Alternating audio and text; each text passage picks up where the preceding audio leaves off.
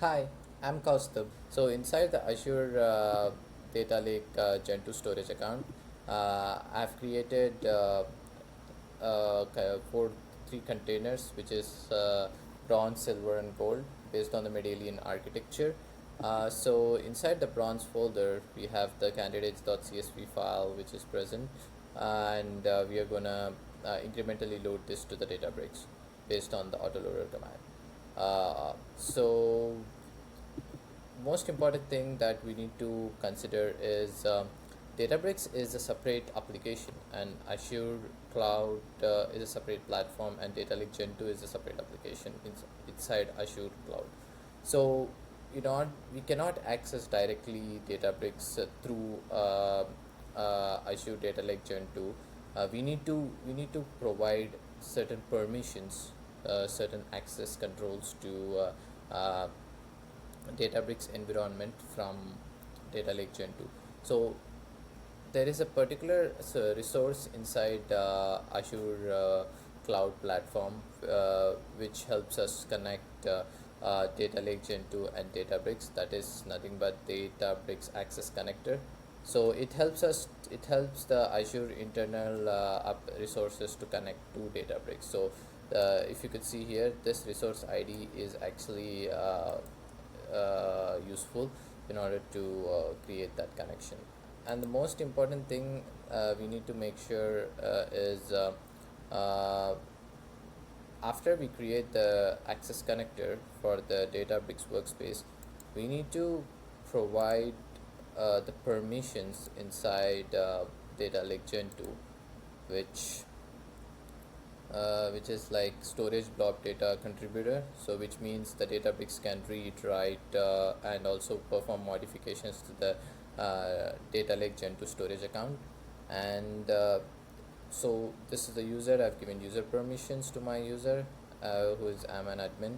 And for the Databricks access connector, it acts as a managed identity, which means like an identity card for the Data Lake Gen 2 storage account to give permissions to, and establish the connection between Data Lake Gen 2 and Databricks. So this is a basic crux of the whole connection between Data Lake and Databricks. So once that connection has been made, and I've created a retail Databricks service, and so when you click on the retail Databricks service, you get uh, Databricks workspace. And before that, there's an important thing that should be mentioned here in the requirement, that we need to create a Unity catalog. So Unity catalog is nothing but a centralized governance tool which handles metadata management for multiple metastores. So coming to the metastore, so metastore is nothing but like a top level container for a catalog in Unity catalog, which means like inside metastore there is a catalog. So group of catalogs gives rise to a metastore, and inside catalog we have schema, and inside schema we have tables and views. So it's like a top level container which we create, which helps us to have assigned workspaces as well. So I've created a metastore called retail metastore, and I've connected this to our Data Lake Gen 2 storage account as a metastore root, and the region I've kept it as Canada Central. And here I've given the admin group permissions, because if you go here in the user management, if you go into the groups and into admin, you can add the members, and so that if there's any user who want to access the particular metastore and also the workspace, then he can add his name, where the admin can add his name here, so that the user can make modifications to the workspace which is assigned inside this metastore. So that's a quick information about this. So after creating this, I've assigned my workspace, which is the retail Databricks workspace, uh, and when you open this, you'll be able to enter into Databricks workspace. That's a good thing. So we have established the metastore configuration, and created a Unity catalog. So the next important thing we need to do is we need to go here to compute, and you need to create the compute. So while creating the compute, we need to make sure that the data access is Unity catalog, and then only when you run this compute, there is an access between Data Lake Gen 2 and Databricks. The whole connection of the whole permission governance is being taken care of by Unity catalog. So the next important thing we need to do is in the catalog section. So we need to make sure there is an external data that we define. So this is something called as like a managed table, where where the Databricks creates a table and stores its metadata inside Databricks, and the original data is actually present inside Data Lake Gen 2 storage. So whenever you run or create a table, uh, though the metadata gets stored inside Databricks, but Databricks is not a storage layer or a storage platform. So you need something like an external storage where the data data resides. So Databricks uses Azure Data Lake Gen 2 as its storage unit. So for that, we need to define an external location here inside Databricks. So while creating an external location, we need to make sure we have this bronze, silver, and gold. It should point to Databricks bronze. The name of the is full stack retail data lake.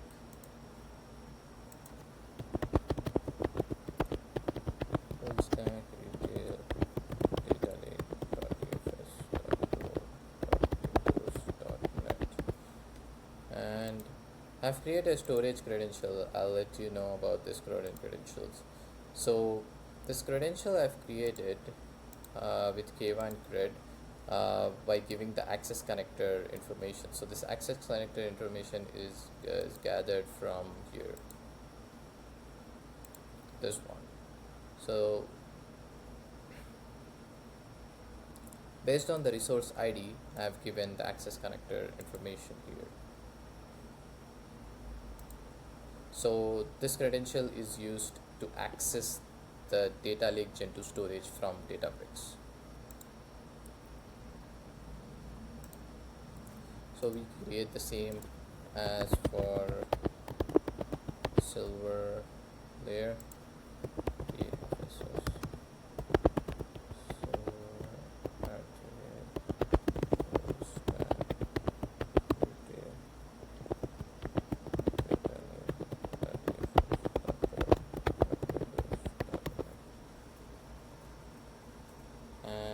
We need to make sure that credential is given.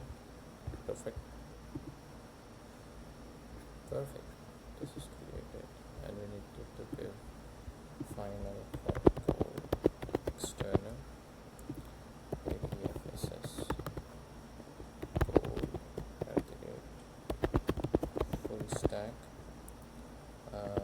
retail data lake.dfs.code.windows.net, and this is given with the storage credentials K1 code. Perfect. So now we have given all the three external locations. So the Databricks is good to store its metadata here, and the original data table can be stored inside Data Lake Gen 2 storage account. So we have made sure to create Unity catalog. We have made sure to create and establish a connection between Databricks and Data Lake Gen 2, and we have successfully created a compute cluster here to the personal compute. So the most important thing now we need to do is we need to create the workspace. So inside, I've created a folder inside the workspaces, and inside the home, and in the inside retail Databricks, I'm gonna create the notebook. Perfect. I'm gonna give this notebook's name as Delta Live Table. Delta Live Pipeline. Sounds good. And I'm gonna attach my Unity catalog resource here. Okay, so we need to ingest the data from the bronze layer. So before creating Delta Live Table, I just want to view how the data is through the autoloader technique. So for that, we need to first import few PySpark.sql functions, which helps us to import perform the read-write operations using PySpark.sql. And then there is something called as PySpark.sql.types. This will be useful when we define the schema. So for now, I'm going to put it as struct type and struct field, and based on the data set, we will define whether it requires string type, integer type. Okay, that sounds good.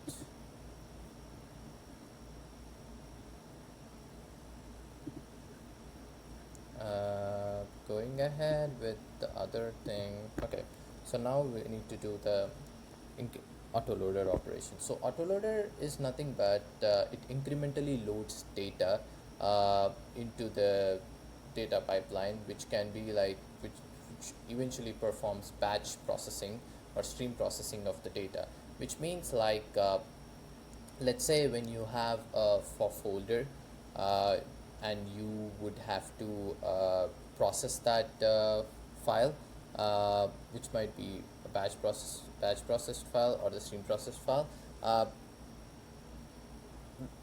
It only takes the latest incremental data, which means if you have made any change to the table, if you have made any change to the schema, then the whole table doesn't get processed again. It is only the latest updated rows or columns or schemas get updated or get processed again. So that eventually helps us to save a lot of cost and also the processing time, and give a lot of processing power, and also help us to maintain the schemas. So it enforces the schema enforcement as well. So that's a major advantage of using an autoloader. So we're gonna do the autoloader initialization here. Read string format cloud files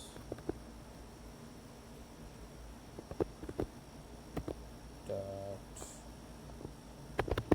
option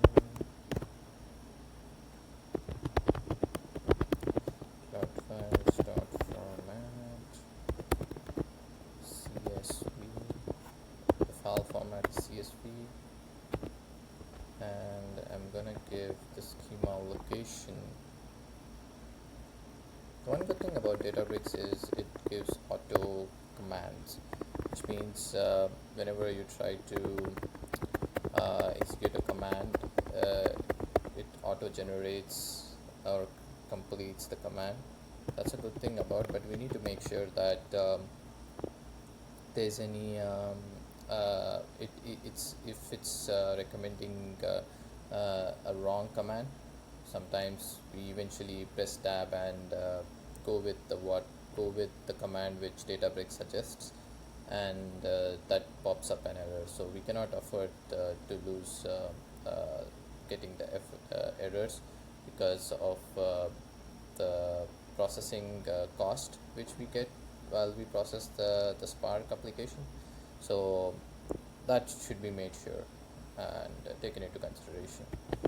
So ABFSS, we're gonna go bronze, activate data, full stack, retail, data.dfs.code.windows.net/checkpoint.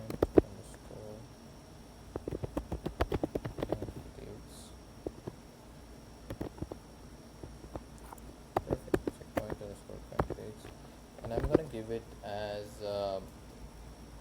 its CSV, we need to make sure the schemas are the header is the schema of the table. So I'm gonna initialize the header equals to true.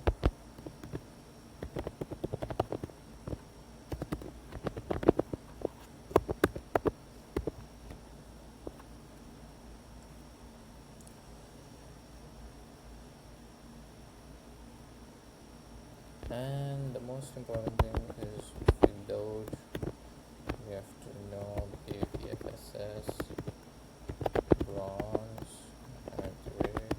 full stack detail data lake.tfs .windows.net. Perfect. So this is the autoloader load, and once this is done, we will say df.display and we will try to run this.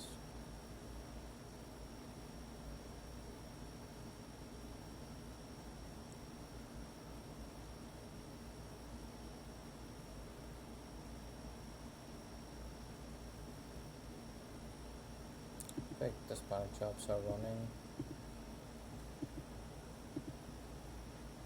We are getting the data. Oh, the data here is semicolon separated data. So we need to add a delimiter semicolon here for the data, and also we need to define the schemas. So let's do that. Let's interrupt this. Okay, so we need to make sure to add integer type, string type, and is there any timestamp here? Okay, there's no timestamp, so we don't need timestamp.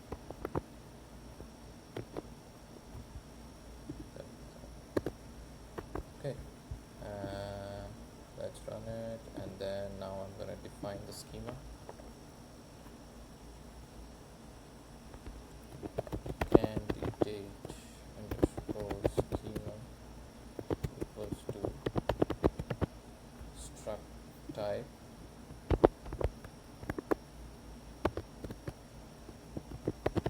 struct field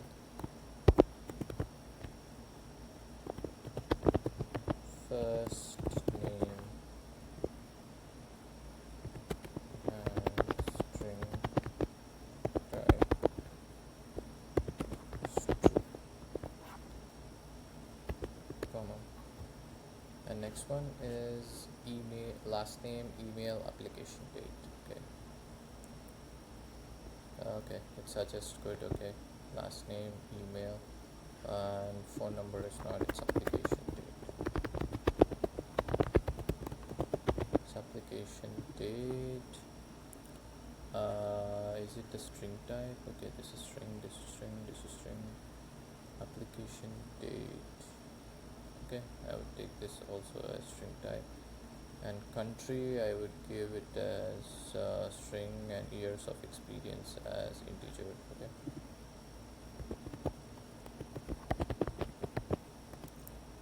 Struct field should be country, string type, and in place of city, I'm gonna go with year of experience. I'm gonna give this as integer type, and then what is the next thing? Integer type. Seniority, technology, and seniority is string, technology is string, but technical can be float, so we'll go with double type. Okay. Seniority, string type is true. Struct field, technology, string type true.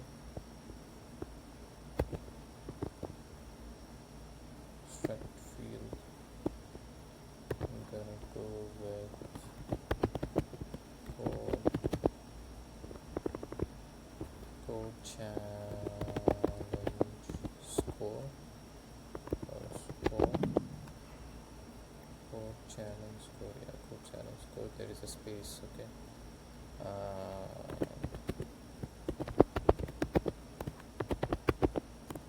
Double time, and then it's true.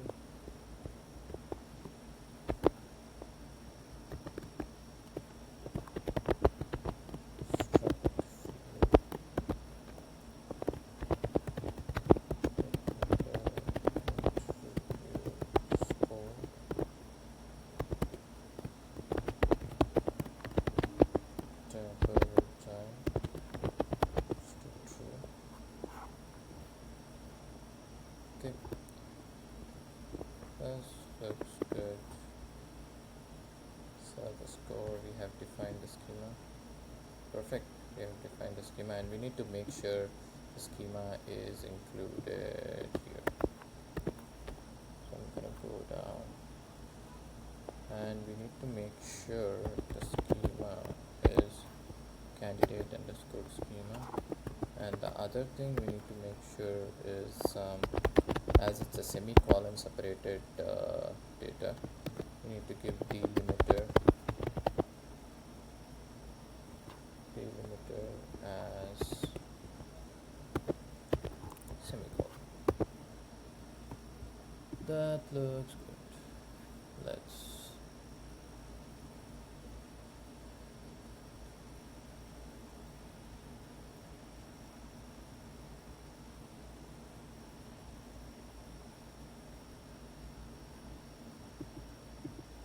perfect. Now we made the data to come into the table. Okay. Perfect. So now as we have this, I am going to, we know the data, we have cleaned the data. Now I'm gonna create Delta Live Table.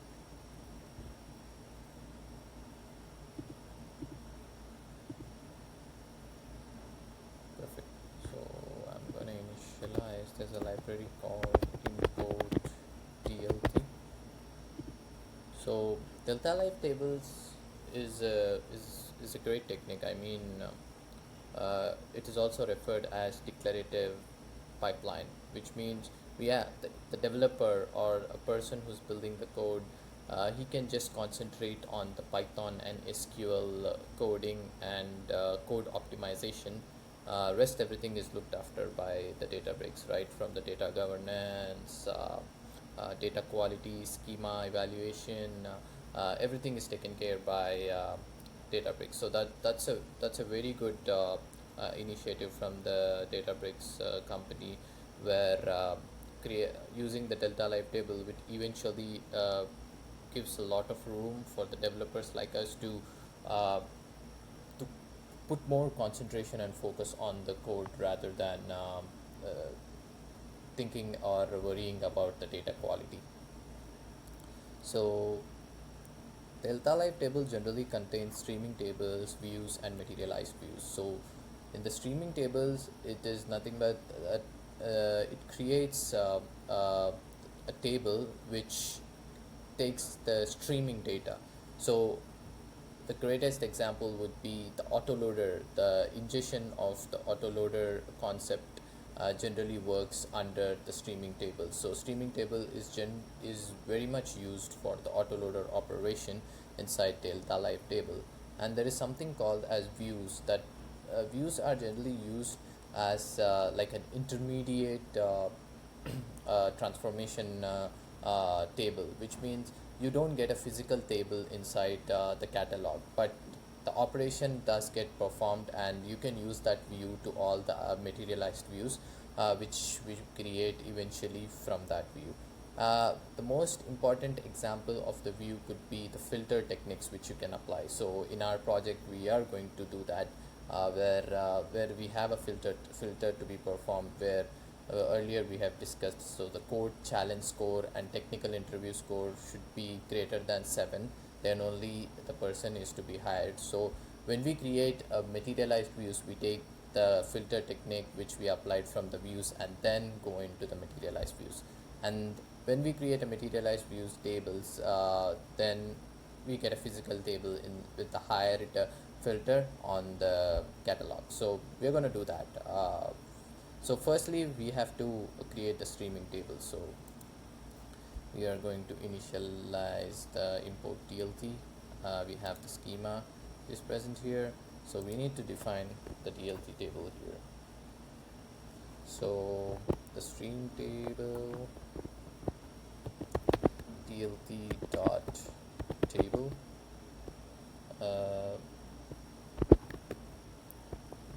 comment is nothing but if someone like any random user or like any other developer or a business analyst or let's say a data analyst or a machine learning engineer comes up to see the data, he needs to understand what is happening here or what is happening in the code. So it's always better to add a comment like what are you trying to do inside the streaming table views and materialize views.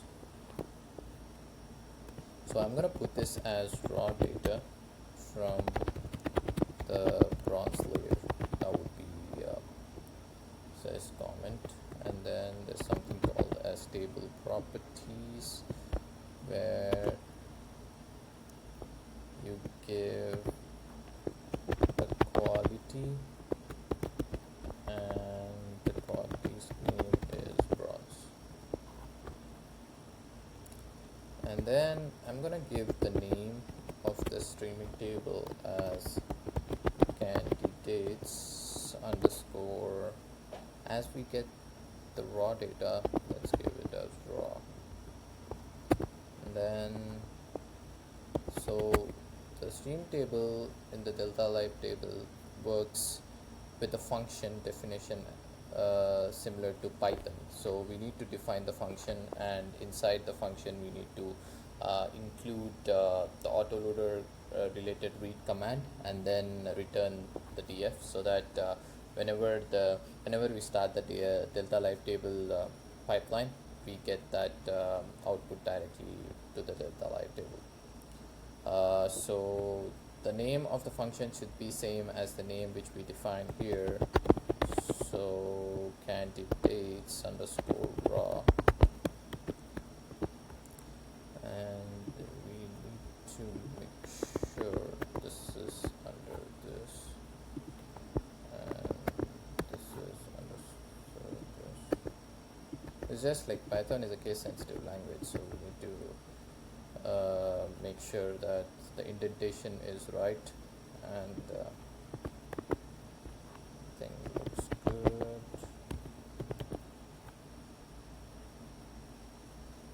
Return df. And another thing which we have noticed is there is space in between the schemas files. So there's something called in the Delta Lake. We need to make sure that the schemas doesn't have space, so it reads the file names as different words. So we need to make sure that there's an underscore or something in between, so that Delta Lake reads the schema correctly. So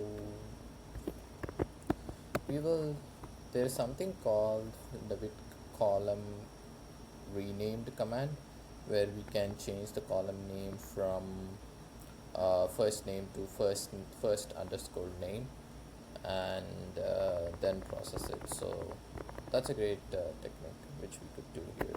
So I'm gonna give this as df underscore renamed df dot with column renamed first name, with column renamed last name, with column renamed email, application date, country, YOE, seniority, technology, code challenge score, technical interview score. Yeah, this is a good thing. Like Databricks automatically auto suggests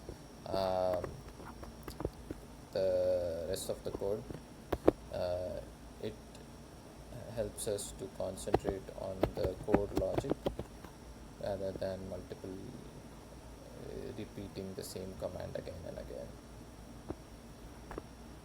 That eventually wastes our time. So perfect. So df underscore rename, we have changed it. So let's run this. Yeah, we get this because it asks us to create a delta live table, but we won't be creating it now. We are gonna build the whole code and then go ahead and start the pipeline. If we get an error, we can debug if as we will be running the pipeline in the development. So the next important thing is, once we get the data, we need to, what is an important thing? Yeah, we need to make sure the candidate hired have the score greater than or equal to 7. So we need to add a filter condition where code challenge score and technical interview score should be greater than 7, then only the person is considered as hired. So we need to make that change. So we'll add a view. So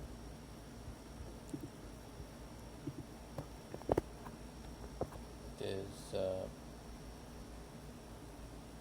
tld dot view comment equals to filter hired candidates with score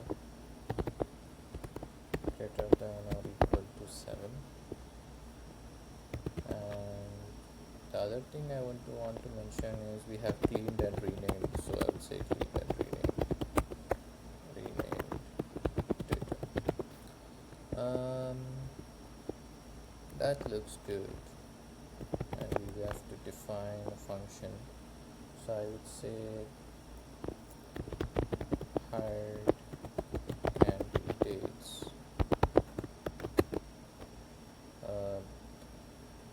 We need to read the data from the one which we have performed the rename column, so it should be candidates underscore raw.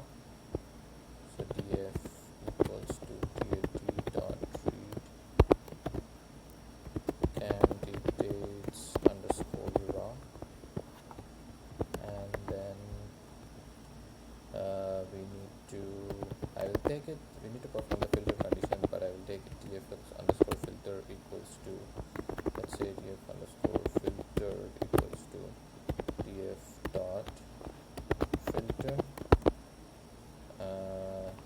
So the code, so it's suggesting code column changes, code is greater than, okay, we can go ahead with this, underscore 10, okay, and then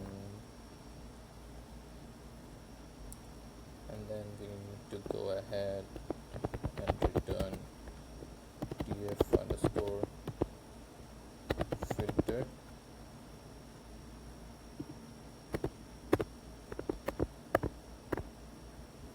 and then run this. Okay, this is a function, so perfect. We get this, and yeah, we have created the view, we have created the streaming table. Now from this we need to create materialized views. So we have 4 important things to be considered here. We need to create tables for hires by technology, hires by country over years, hires by seniority, and hires by years. So firstly, let's go with hires by technology. So hires by technology should be, we need to group different technologies and then perform an aggregation, like should be count, it says number of hires, so I'm gonna do that here. tld dot table comment equals to aggregate count of hires by technology. It's always good practice to add a comment.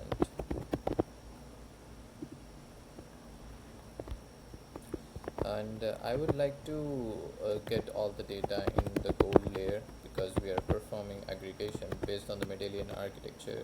The complex transformations, aggregations, as well as window functions are generally performed so I'm gonna take directly this into the gold layer. You can even take that in the silver layer, but I'm just going with it. So let's say hires by technology, and then let's read df equals to dlt dot read. So we need to read we need to always read this function, because we want all the views to be all the materialist views to be connected to this view. So we would say dlt dot read hired underscore candidates. Yeah, it just gave the hired underscore candidates, and df underscore grouped should be, let's say df underscore grouped should be df dot group by technology dot count, and let's see, I'm gonna change the name of the count to hires, so that it would be easy for us while building the visualization. Let's say count comma hires. Okay.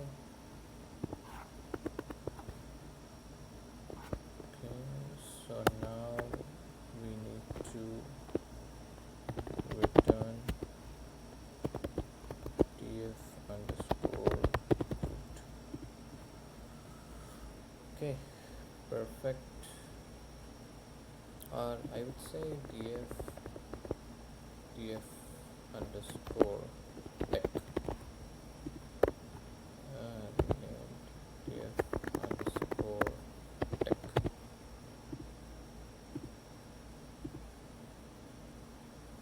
Perfect. So we have technology and hires as our column. So next important thing we need to make sure is hires by country over the years. So there's another thing which is present here: USA, Brazil, Colombia, and Ecuador. So we need to make sure to add a filter condition first. So we need to get the data of only USA, Brazil, Colombia, and Ecuador country, and then perform the grouping of countries and count of hires. So let's do that. So dlt dot table, I'm gonna add a comment equals to aggregate count of hires,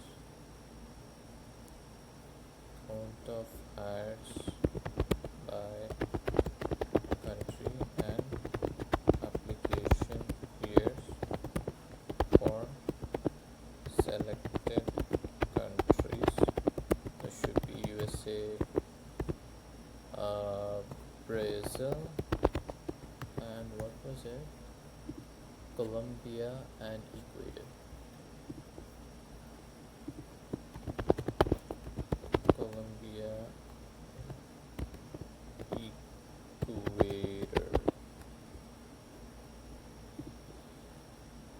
Perfect. And I'm gonna add the table properties as gold. Okay. And once that is done, let's say df hires by country year, and here if you go df equals to dlt dot read, and we need to take this one, the hires candidate, because the filter is applied, so we want the one where the filter is applied. And then if you go df underscore country, df dot filter we have applied. Okay, column country dot isn't. Okay, perfect. Databricks gave the code itself, and then I would need to once that is applied, but before this I will just put it as df equals to df, so we get the data with the filtered condition, and then we will do df equals to df dot we want the year also, right? The year was complete, like the application date was like 2023 07 02, like that. So it had month, date and year as what I remember. So we need to convert this into year because they're talking about application years. So let's do this with column application year. I'm gonna give the name of that as with column, and year column application date.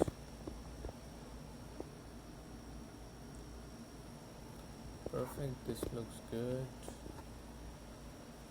And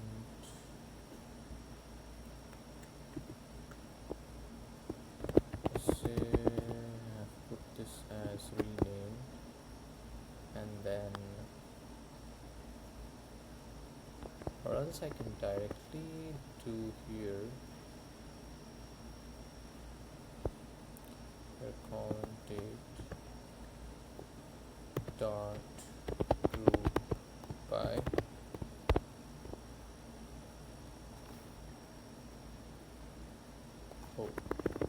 it's better I'll do it here. Df underscore rename equals to df underscore rename dot group by country, and inside the div now we have application year, so I'm gonna go with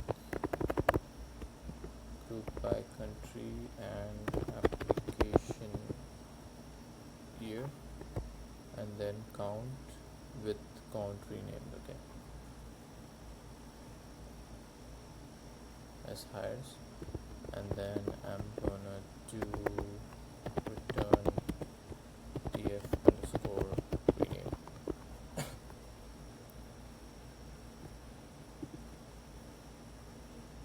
Perfect, count application and years. And the next important thing which we need to do is we need to make sure we get hires by seniority, so we need to group seniority and perform the count of hires. So it's gonna be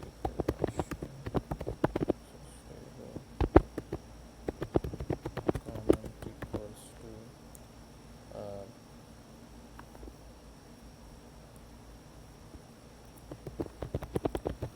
aggregate count of hires by seniority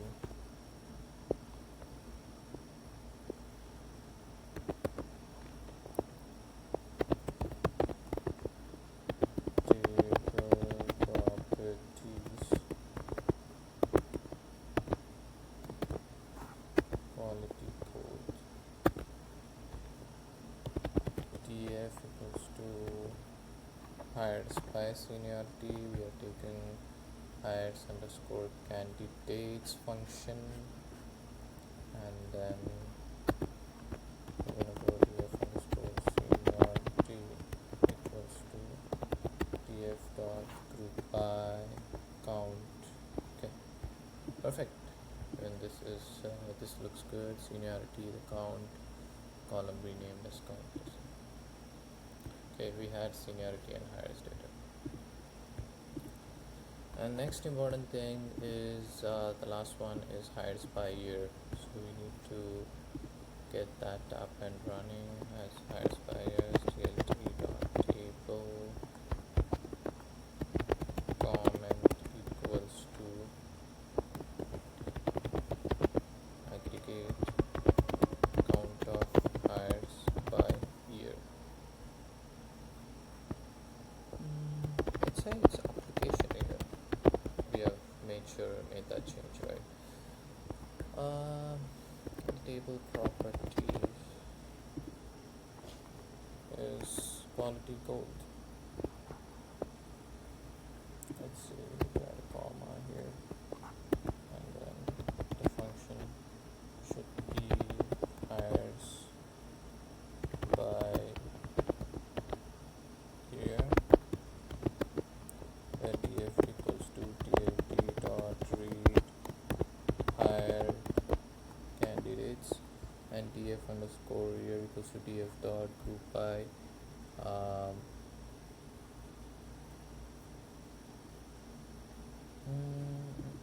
no, this should not be there. First we need to change the application date to application year, because in the hired candidates we didn't make that change.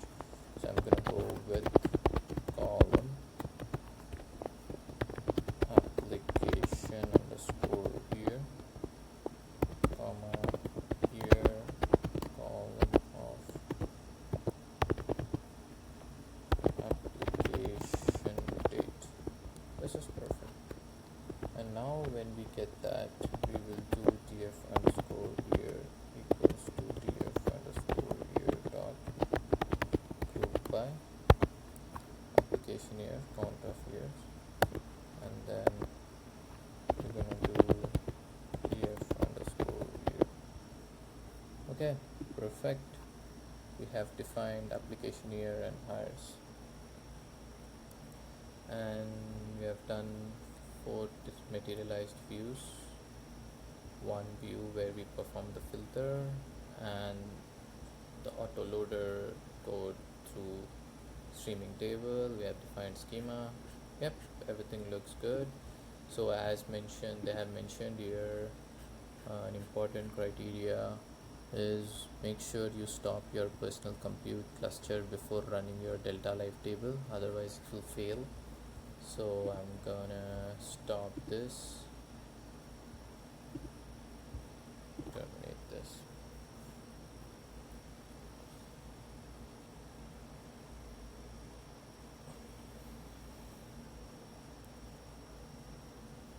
Okay, this got terminated.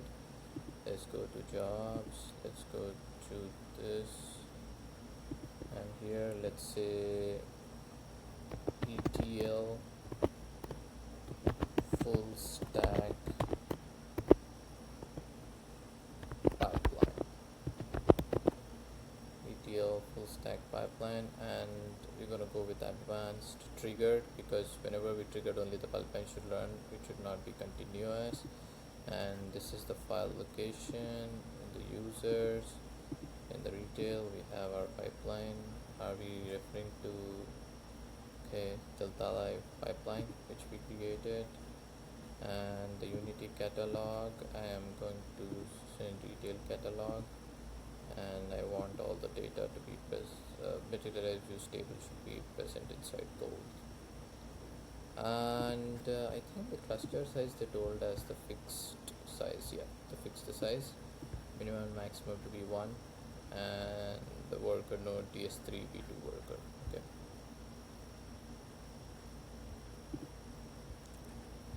fixed size there should be 1, and worker type ds3 b2, same as worker. Okay, this looks good. We create pipeline, ETL full stack pipeline, and yep, let's start our pipeline. One important thing to be noted here is development and production. So I would always recommend to run the pipeline and debug the errors in the development, and then once you fix the error, then move on to the production. The only reason which is inside the development, whenever you get an error, the cluster continuously runs, but you can even troubleshoot, debug, and run the pipeline again. But in the production, it is not like that. Whenever there is an error, you don't get to debug, the cluster immediately stops running. So that is an important thing. So it's always good to not touch the live system. It's always good to make changes in the development and then go into the production. So that is the difference here. So we are actually in the development, where if we get any error, we are going to debug that. And there's something called schedule, which you can schedule if there is a pipeline which you want to be scheduled at 11 a.m. In the morning to night 12 a.m., then you can schedule that. But if there is an event, there's any potential downtime, so you don't want the pipeline to run at that time, so you will remove that particular time and run in the early morning. So it depends and at what time you want to run your pipeline. And if you want it to run continuously, then you need to change in the time when we were trying to create our Delta Live table. There you need to change an option from triggered to continuous. That's a basic detail about this pipeline.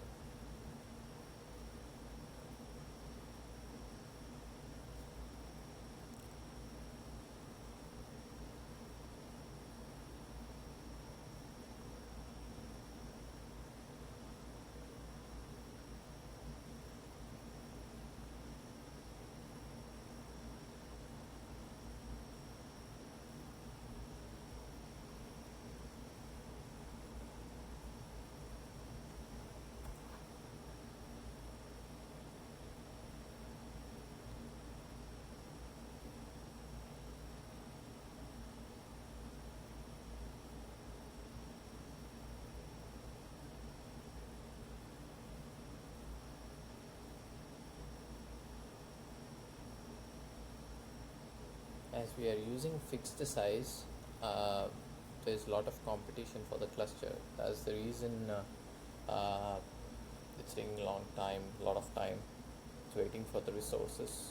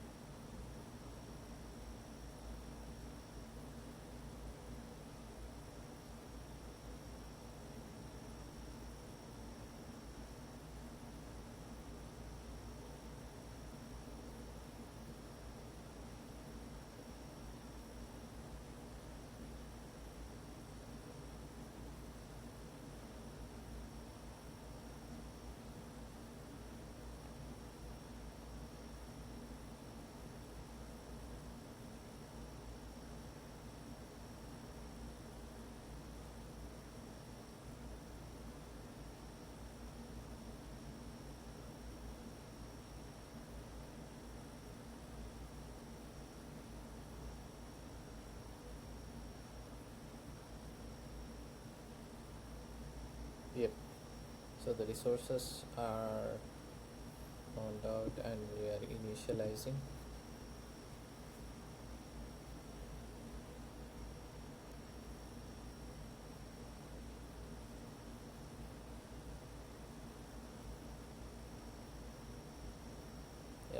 setting up the tables.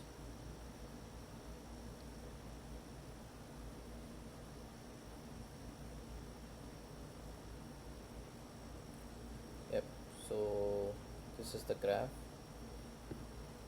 which we render. We have the stream table, view, materialized views.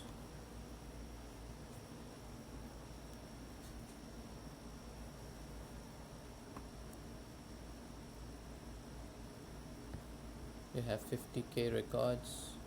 You could see here, that's our input data, and the view is completed, and we have got all the required tables. Good, pipeline runs successfully. That's good. I'm gonna duplicate this tab. I'm gonna go here to catalog, to the retail catalog, gold. Perfect.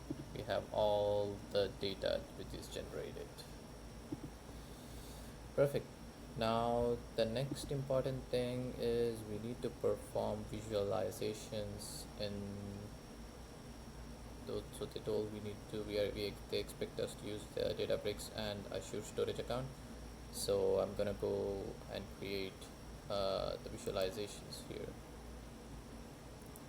So for that you need to go to dashboards, create a dashboard, and here you have something called as data. So from the catalog, gold. So what all we need, basically we need hires by technology, hires by country. Okay, okay, let's go here. Let's take hires by technology, add to dashboard, and this is from the retail catalog, gold, and then run. Perfect. And next would be years, hires by years, add to dashboard. This should be retail catalog, gold, and then run. So for every year we have number of hires, and then the next one would be hires by seniority, retail catalog, gold, run. Yep, we have number of hires by seniority and hires by year, gold, retail catalog, gold, hires by seniority, hires by year. So 2018 year had 1409 hires. That's good. So now inside the visualization, I will add the visualization name as let's see, we'll add the name as full stack ETL pipeline dashboard. Perfect. And here you can add the visualization, and for the hires by technology, this Google Copilot, sorry, Microsoft Copilot gives us, and I'm gonna change it to yellow. So the game development had 519 hires, DevOps are 495, system engineer, backend, database administrators, client success, Wilsoft, data engineers are 255, technical writers, social media community. So yeah, this looks good. And the next important thing, oh, do we need a which graph? Okay, vertical bar chart, and then vertical grouped bar chart. Okay, so I'm gonna go here and create another one. This time it's hires by country of the years, and let's see.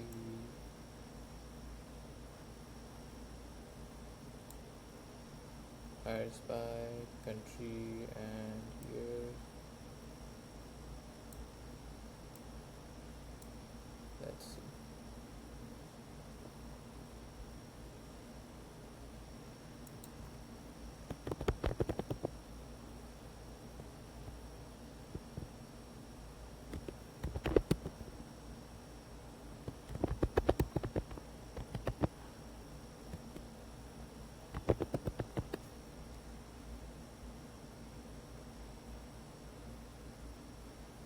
Okay.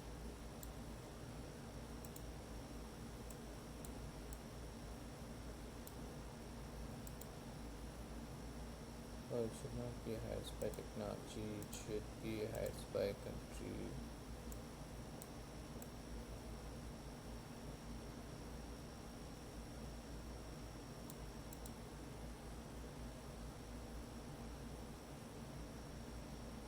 Yes, Brazil and year.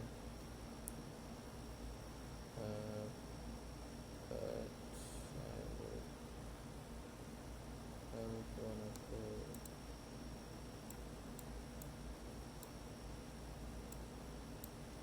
Let's see. Let's give this a minute. Let's give this here and hires by seniority. We can go directly hires by seniority, and yeah, it's a vertical bar chart. So yeah, by seniority accept, and the other thing would be here hires by year. So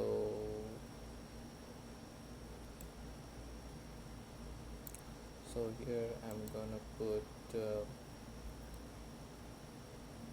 application here in the x-axis. Sorry.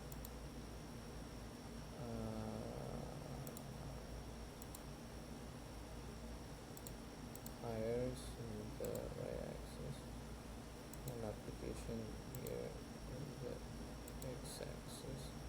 Application here is none, but they wanted a horizontal bar chart, so we need to swap this.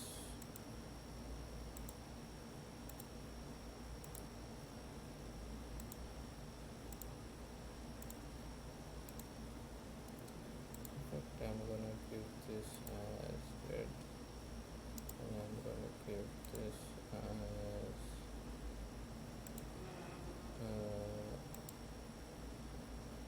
yeah, I'm gonna give this as maroon, and we need to work on this one. This should be countries and years.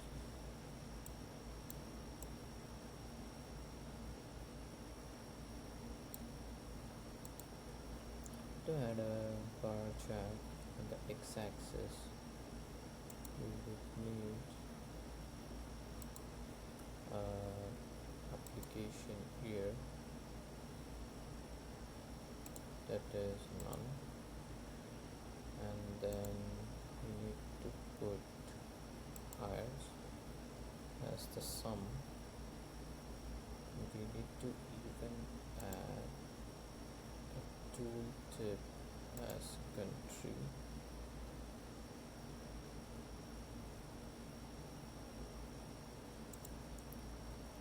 And country is added as the tooltip.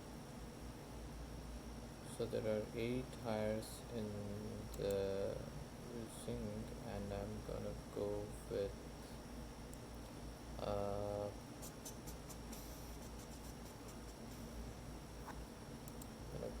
the green.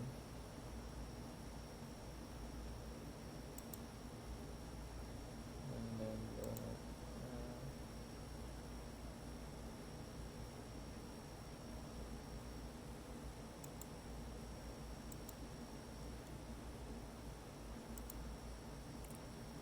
so if we add a number here,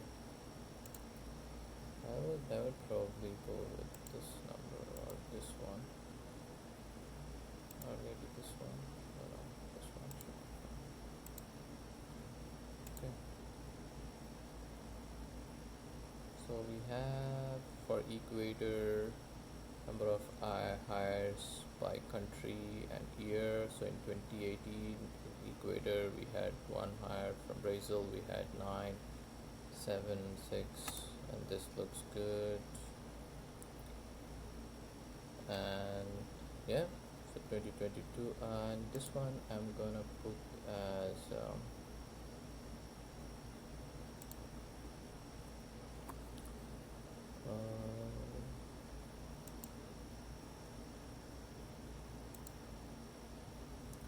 categorical, yes.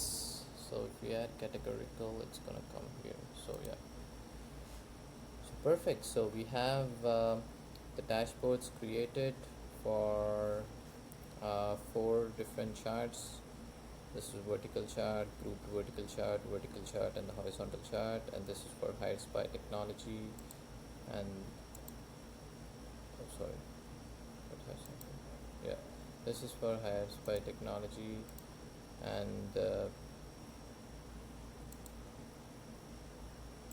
I would say hires by country over years. And then here I'm gonna add title suggesting hires by year. So in the data in 2018 we had 1.4 thousand employees, and 2019 we had 1.52k hires, 2020, 2021 and 2022. So in 2022 there was very less number of hires, and here game development had the highest number of hires in the full stack company, and the lowest is seems to be the technical writing sum of hires, and the role which I'm applying for, so the data engineer, had 255 hires. And based on the seniority, interns had the highest number of hires here in this company, and senior were 939, technical architect, senior architects, lead, mid-level. That's good. Mid-level were the lowest number of hires.